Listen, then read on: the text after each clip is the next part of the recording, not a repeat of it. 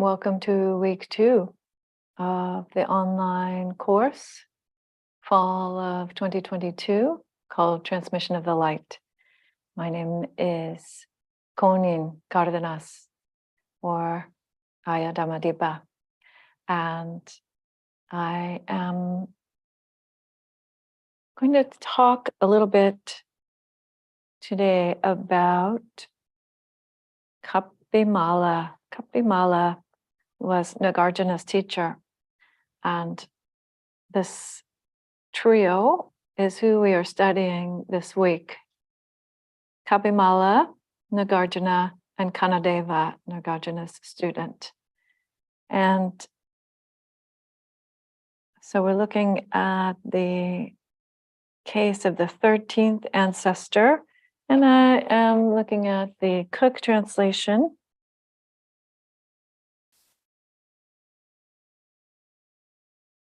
So it begins, one time the Venerable Ashvaghosha spoke of the ocean of Buddha nature, saying, mountains, rivers, and the great earth appear in dependence on it, on Buddha nature. The 3 kinds of spiritual knowledge and the 6 paranormal or supernormal or spiritual powers appear as a result of it. The master, hearing this, was awakened. So we should be clear that it can be sometimes confusing the way that Cook is using these words.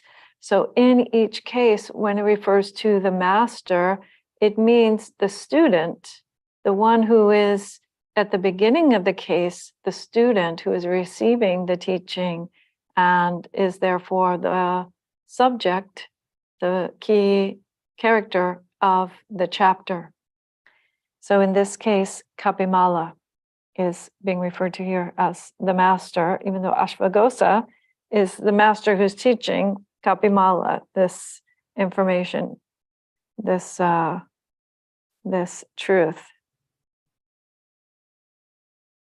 So I want to switch here just for a moment to the Cleary translation, and we can go through the Cleary translation, in part because I just want to point out that the difference in the way that Cleary talks about this. He says, hearing this, Kapimala believed and understood it, whereas Cook refers to this as having a moment of faith. And then Cleary says he was awakened, and Cook also affirms the awakening. But we'll see that not really a matter of faith, what's being referred to here. In any event, Kapimala was a Hindu guru with thousands of followers and a lot of spiritual powers, what are referred to as the spiritual powers. Now, mind you that the spiritual powers are spoken of at length in the early suttas, as well as in all of the Mahayana sutras, and I think almost every type of Buddhism that I've ever had contact with. And you can rest assured, I can quite definitely assure you that it's possible for regular human beings to attain spiritual powers such as the divine eye, being able to see things far away or know something is happening far away, the divine ear, being able to hear far away, the knowing of one's past lives. All of these things are going to be revealed in some greater detail here in the next few discussions.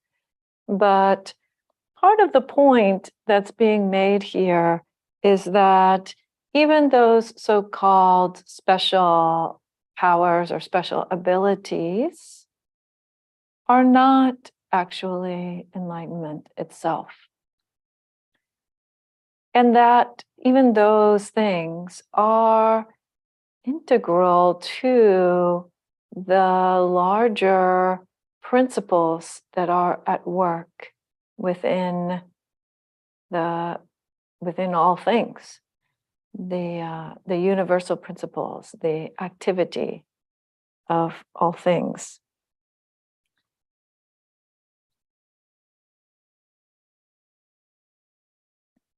So Ashvaghosha seems to have recognized that there was someone with a lot of power, and he refers to him as a demon. And that, to me, is one of the difficulties of this particular chapter. One of the things that's kind of hard to work with is Ashvaghosha referring to Kapimala in his pre-Buddha state as being a demon. Although that could be perhaps understood as how he was relating to him until he saw that Kapimala was a human with these powers. So there is the story as it is being told on the top of page 50. Ashvaghosha says to the tiny insect, which is Kapimala, in one of several different forms that he apparently manifested in order to sneak in and hear Ashvaghosha's teaching of Buddhism. And Ashvaghosha says to him, if you take refuge in the Buddha, Dhamma, and Sangha, then you will get your powers back. And this is very interesting part of the story. To me, it has a bit of an echo of the Lotus Sutra. So the Lotus Sutra is a Mahayana sutra from around the beginning of the Common Era, plus or minus 100 or 200 years. And there's a story in the Lotus Sutra where someone is trying to get some kids out of a burning house. And in order for them to come out of the house, the father, has to tell them that there are some very fancy chariots waiting for them outside. And it's a metaphor for human beings in the realm of delusion and suffering, needing to be told that they will get some great gain, some benefits that ultimately are actually quite mundane and not all that useful.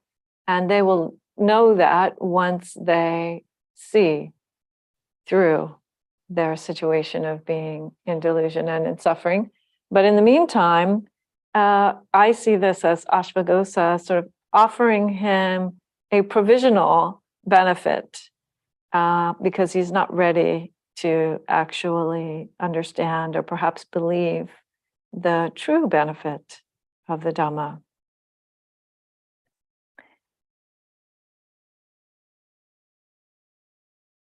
So it said that he did this, that he was willing to take refuge enough to return to his original form. And then they begin to have a conversation.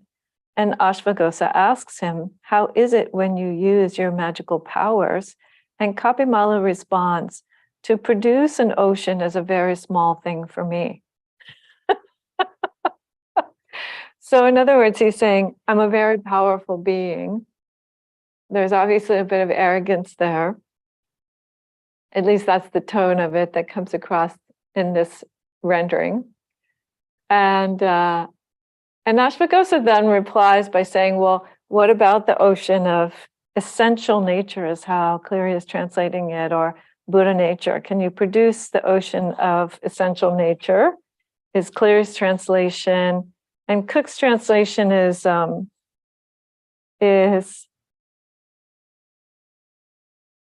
can you transform the ocean of Buddha nature?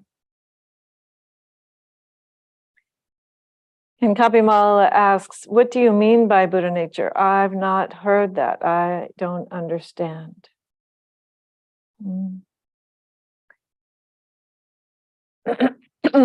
So Kapimala here is seen to be, number one, powerless in the one instance, despite all of his magic, he's powerless until he takes refuge in the teaching. And then secondly, we see this next step of him sort of coming to some recognition that there's something for him to learn, that Ashvaghosha actually has something to share with him. And that's when the saying at the beginning of the koan begins. That's when the saying is offered. So then we have some comments here by Kazon about what this means.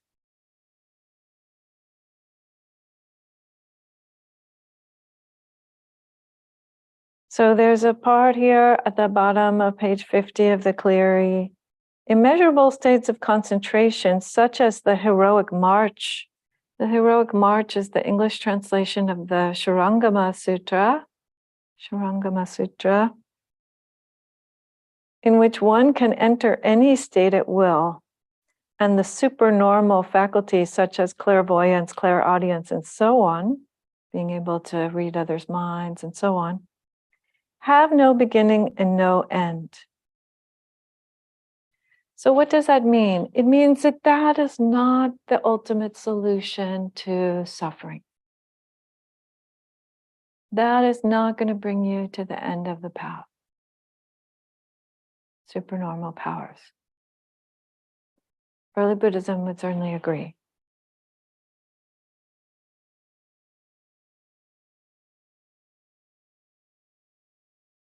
Or for folks who are not experiencing supernormal powers or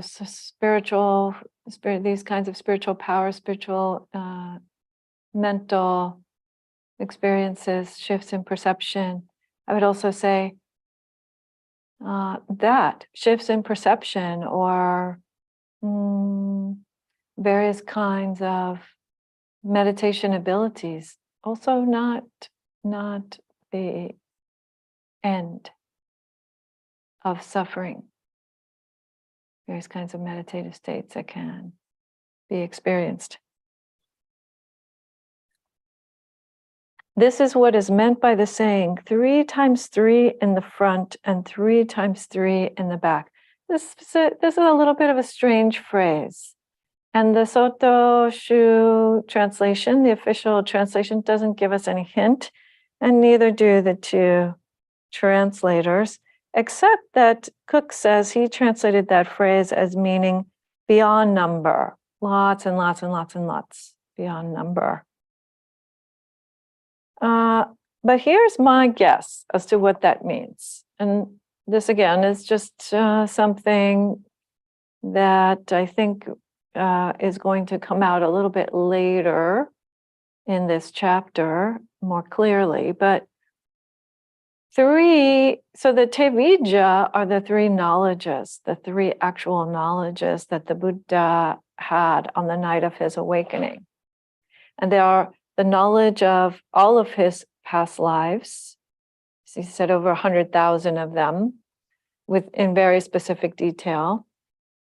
And so how he fared on karmically from lifetime to lifetime. And then other people, how other beings fare on from lifetime to lifetime based on their volitional actions of body, speech, and mind, and how their karma played out.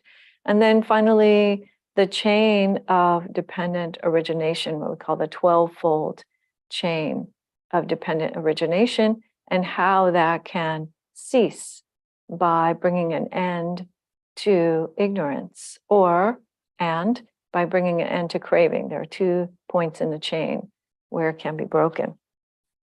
So those are the 3 knowledges, the Tevijja. So 3 times 3, so 3 would be past, present, and future also. So the Buddha said he was able to see all of that, the kinds of karmic, you could say those are 3 different perspectives on how karma works. And he was able to see them in the past, his own past, other people's past, in the present, and in the future, how those things would be unfolding given various sets of conditions.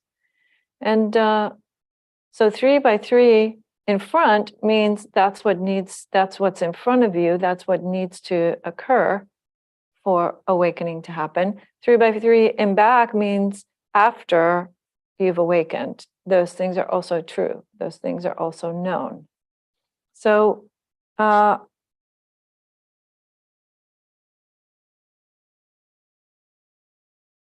that's how I would interpret the 3 by 3 in front and 3 by 3 in back. Those are the true knowledges, as contrasted with these immeasurable states of concentration or these supernormal powers, which are just, you could say, like symptomatic or sort of, they're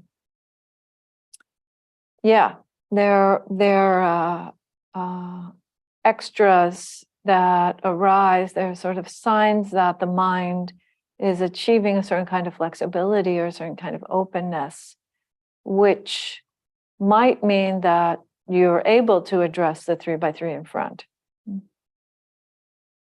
Happy to have more discussion about this. Maybe you folks have some other ideas about what that means. In any event, we have this statement at the top of 51. Not a single thing, not a single phenomena has ever come from outside. So again, this is, we're always seeing Kazon pointing at the same thing, which is both the specific situations that are arising and need to be responded to, understood clearly, the mundane, the subjective world, and the absolute principles. And the absolute principles include the principle of interdependence. So again, those principles are usually impermanence, non-self, and nibbana, as understood in the Mahayana. And this non-self is also synonymous with emptiness, synonymous with interdependent conditionality, and so on. These are the ways that it's talked about. So we have this understanding that there is some unconditioned, absolute, and within that, simultaneous with that, is the expression of the specific. And it is showing these principles at work.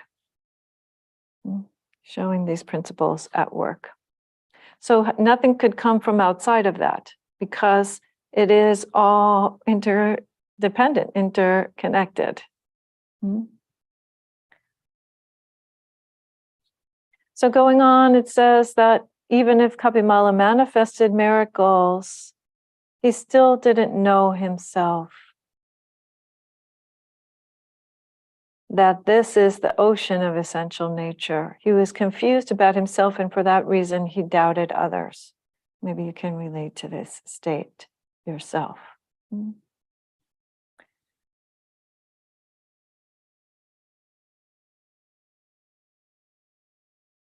So going on to that next paragraph there. So even if you understand the mountains, the rivers, and the earth, do not get uselessly tied up in sound and form. Even if you clarify your own original nature, do not dwell in conscious knowledge. So in other words, many messages here don't get overly excited about particular states of this body and mind. Know that they are equally phenomena among the myriad phenomena of all things, and equally manifesting as and that it's not all your own effort. This is also part of what's included here. That awakening is not simply a matter of exercising your mind in a particular way that you can make miracles. Or in any of those forms. It is actually more about realizing what is already the workings of the mind. And so now he's going to get into that a little bit more in this chapter. So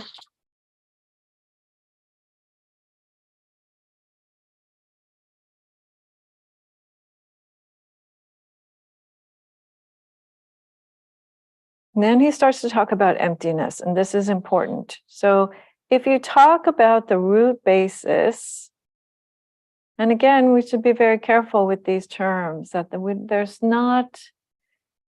it's not that we in Zen are suggesting that there is any essential thing in the universe. That's not what's being suggested here. So the root basis, again, is actually not a thing. But you could understand that perhaps that phrase to mean if you understand things to their roots, if you understand things all the way to the bottom,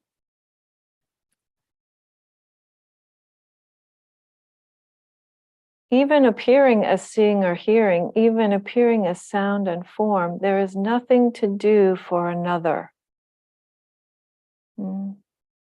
That is, again, that transmission is not about giving you something or doing something for you,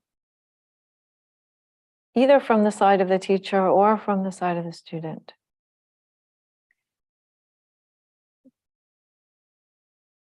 So he goes on, when you strike space, it echoes. This is a very interesting, this is something that you hear often. And I'll give you also a Dogen quote. This is very much, speaking of echoes, has echoes of Dogen. And says, thus all sounds are manifested. Transforming emptiness to manifest the myriad things is why shapes and forms are so various.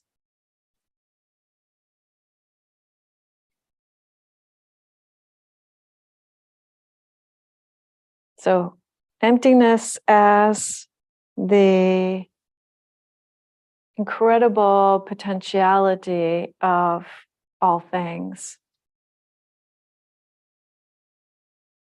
where all things arise. Therefore, you should not think that emptiness has no form or that emptiness has no sound. It cannot be considered void, and it cannot be considered existent either. So this lovely paradox, what seems like a paradox of neither falling to the side of existence nor non-existence. Again, very traditional Buddhist teaching. So what is it if it's not one of those two things? It is mere temporal arising and ceasing. Mere temporal arising and ceasing. So I want to share this Dogen quote with you. There is a very, very beautiful quote by Dogen about emptiness. Dogen says, which is, I think, what Keizan is echoing here. He says, the sound that issues, Dogen says, the sound that issues from the striking of emptiness is an endless and wondrous voice. The sound that issues from the striking of emptiness is an endless and wondrous voice. So this sense of the arising of the conditioned within the unconditioned, or the sense of the arising, the presence of form and non-form right there within this interdependent state.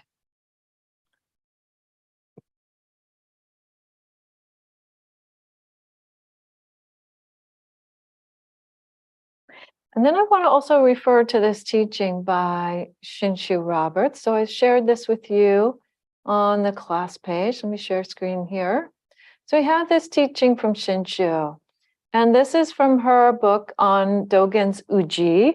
Shinshu Roberts, she's a Zen priest and teacher in the Suzuki Roshi lineage, coming through Mel Weitzman. And she wrote this book on Uji and Dogen's fascicle, Dogen's chapter in his life's work, Shobogenzo, about time, being time. And she says this is her paragraph here called Things Do Not Get in the Way, from the book. And she quotes Dogen, things do not get in each other's way any more than various times get in each other's way. So that is a quote from Dogen's Shobogenzo Uji. And what I'm suggesting is that that relates to these last two paragraphs about emptiness transforming into myriad things. So let's look at the sentence. When you are thinking about moments of time, do they hinder each other? She goes on to say, nothing stops anyone from being in the time that is his or her experience. Our time right now is not a problem for the person in New York or Sydney, Australia. We rarely think about it, but when we do, we see that we do not obstruct each other. We can accept the idea of one being's time not preventing the simultaneity of another being's time.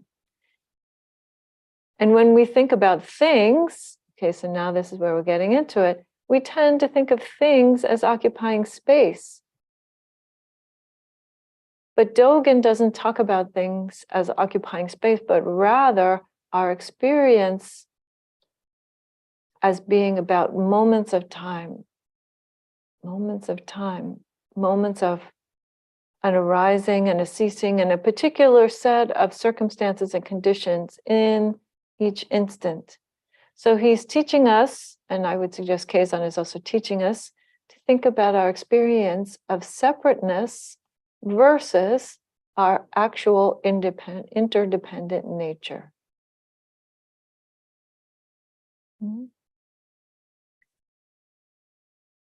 So always, this Zen teaching is coming back to interdependent nature.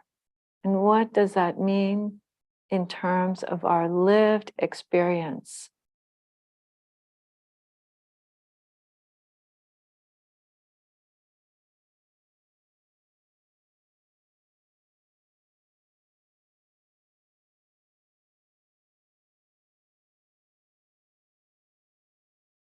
So this quote is from Zhui Feng, this quote on page 52. Thankfully, Cook is kind enough to give us the reference.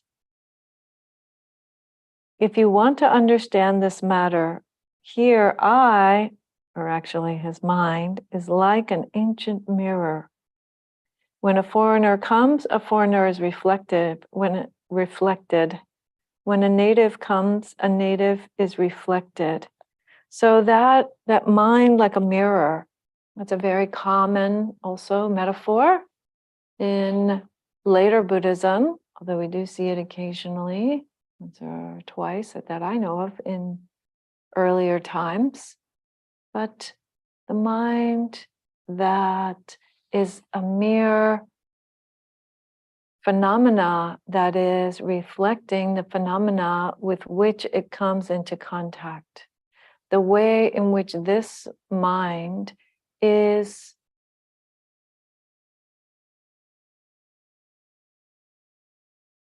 truly a response to what's happening in the moment, what's being interacted with, what's being known. And that mechanism, that great activity of mind, that is completely clear. That process is, that mechanism is always working exactly as it must. There's no interference with that.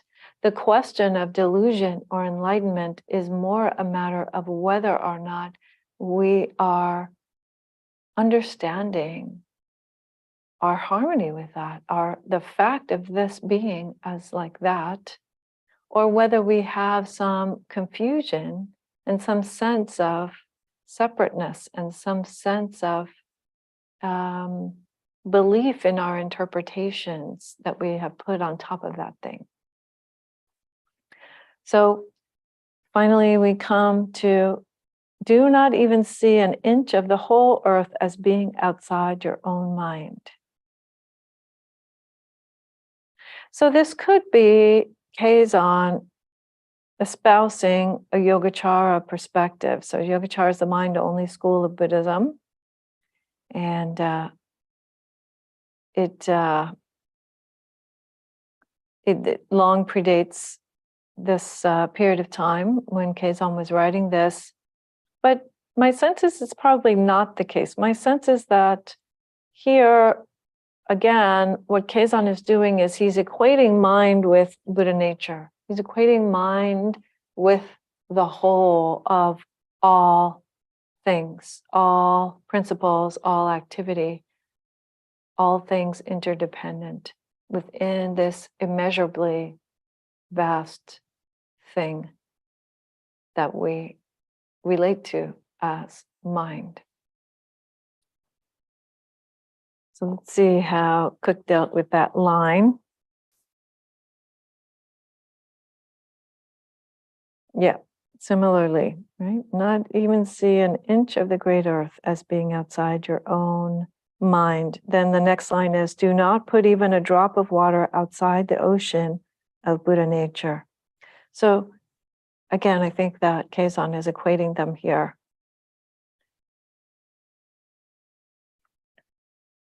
And that's a bit different than the Yogacara, because the Yogacara is saying that even the physical world, the material world, is illusory, is just a product of experiences, mental and cognitive experiences. And I don't think that that is what Kazon is suggesting here.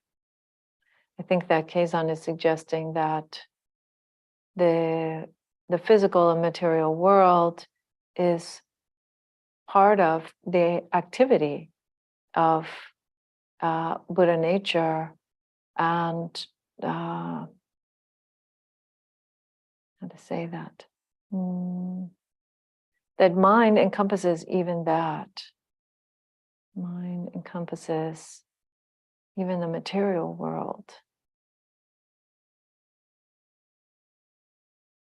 which is, you could say, the teaching of karma is also very closely related to that. That things unfold in the material world, in the physical world, as a result of our intentions. Those ideas are very connected. And then finally, we have the verse. On page 86 of the Cook, we have this verse. Even though the huge waves flood the heavens, how can the pure ocean water ever change?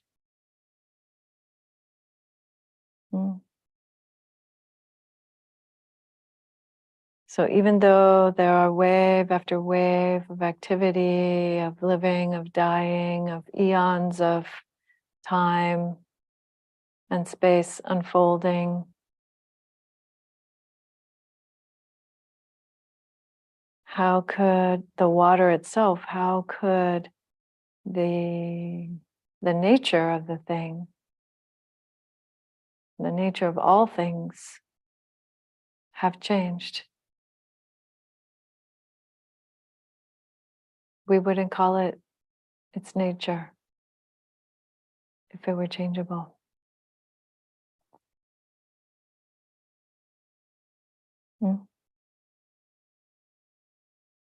That is sayings about Kapimala.